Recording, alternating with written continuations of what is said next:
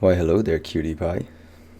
My name is Steven, and this is my god-awful workbench that I've had to deal with for far too long. As you can see, I either have really big hands or a really small table, and I'll give you a hint, I don't have big hands. It's not a personal problem, but that's not what this video is about. This is about my laptop. It's not too old, but it's not too young either. It's seen its fair share of wear and tear, and it's gotten pretty slow over the years.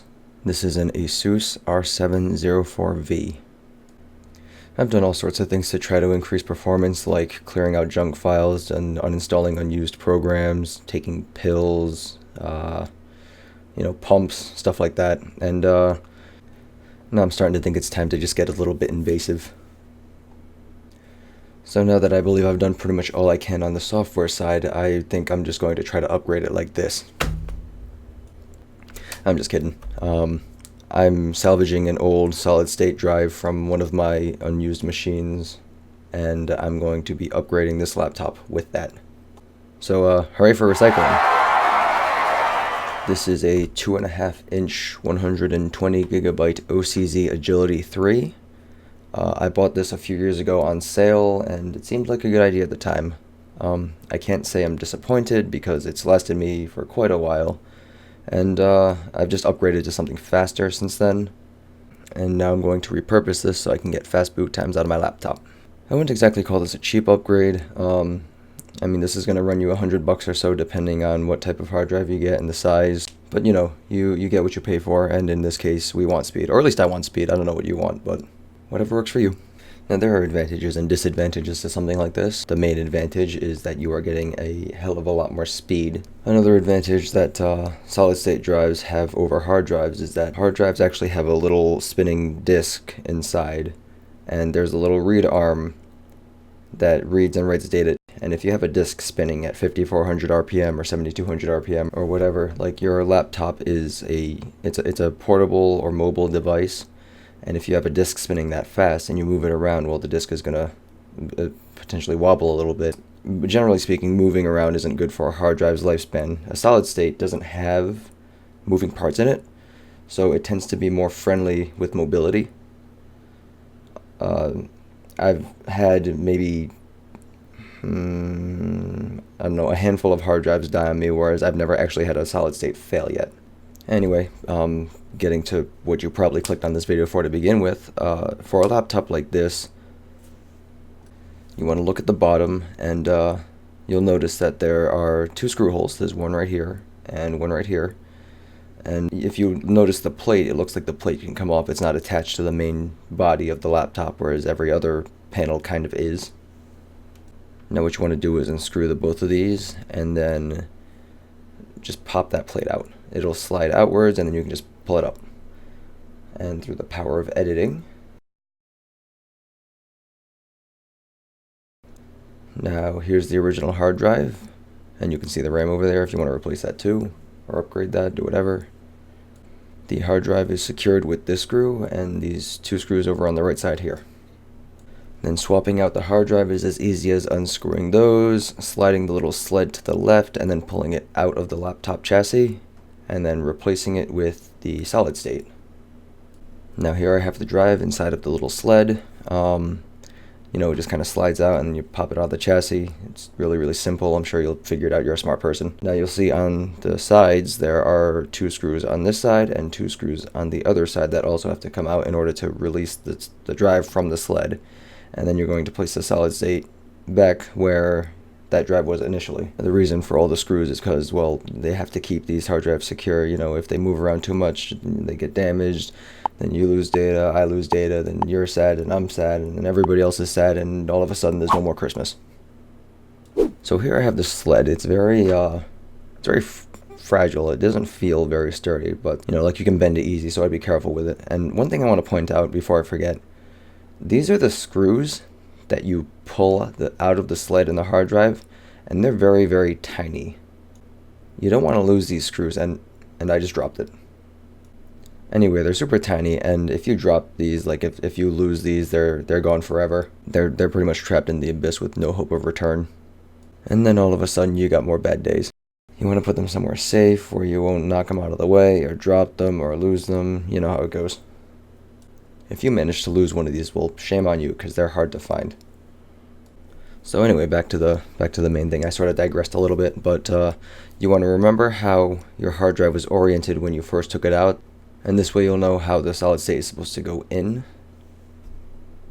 So then you go ahead and place the solid state into the sled, and then you have to line up the little holes with the holes inside the sled, and you got to put the screws that you took out previously back in.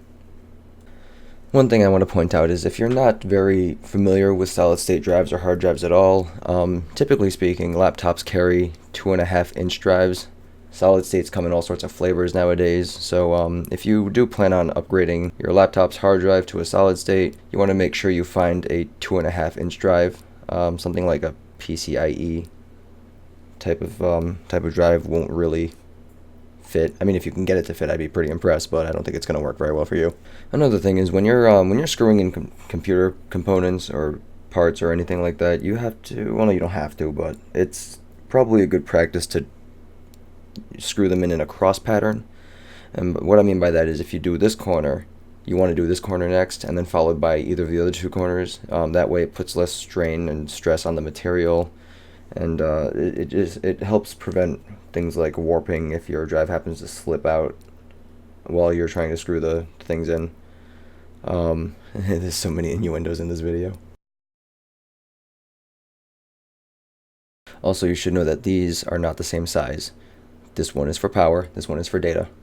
Data, power. So I'll reiterate just for the sake of reiterating. Data, power. And then you want to make sure those properly line up with these ports over here. And then all you got to do is slide it in, easy as that. And then you want to find those screws that you took out of here, here, and here, and then you want to just put those back. And then as soon as you're done with that, you take that bottom plate and you just slide it right back in. And you'll know it's in when you hear that audible click. You hear that? Actually, you probably don't, but that's okay. It does make a bit of a click, I promise. And then after that, you just put those two screws back in. I was mentioning earlier how you don't want to lose these screws. I went ahead and lost one for you, so now you don't have to. Now, in a perfect world, I would tell you probably want to install a new operating system on that drive, because starting fresh is always going to give you the fastest, results. That way you definitely know you don't have any junk on it or anything like that. However, this world isn't perfect, and neither am I. Before I yanked this solid state out of my other machine, I installed Windows 10 on it previously, so now the laptop is loading with Windows 10. And since the hardware of the laptop is not the same as the hardware of the desktop I had it in, well, now we're probably going to end up with driver incompatibilities, and probably going to need some updates to, fix those. So yeah, that'll probably take some time.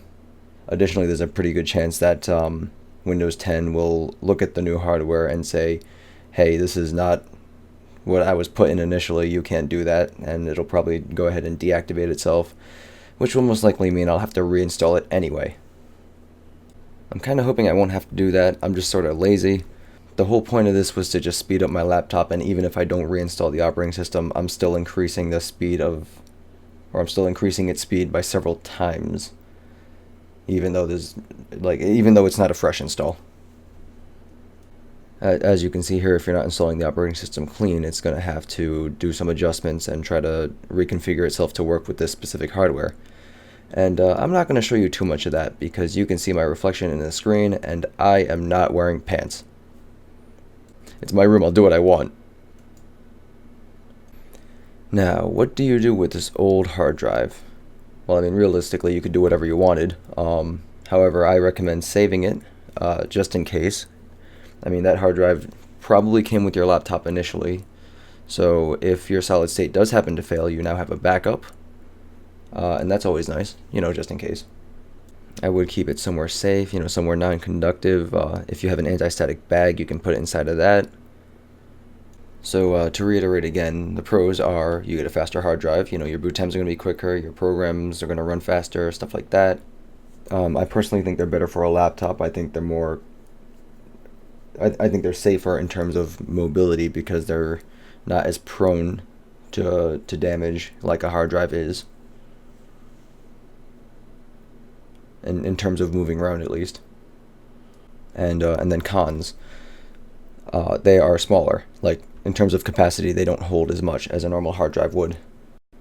For example, this is 500 gigs, and this one is 120. And secondly, the price to gigabyte ratio is not exactly in your favor. You pay more per gigabyte for the faster speed. These hard drives, these are fairly cheap, and then these are fairly not. When I'm moving around on my laptop, I just want to boot fast and go. A solution like this isn't free, but it's definitely cheaper than buying a whole new laptop. If you learned something, or if I helped at all, you can drop me a like. If I don't tickle your fancy, you can drop me a dislike. If you think that a friend can get some information out of this, you can share me or, toss me in their direction. If you want to see more stuff like this, you can subscribe. I don't really have much yet, but I figured this would be a fun personal project to do just for kicks and giggles.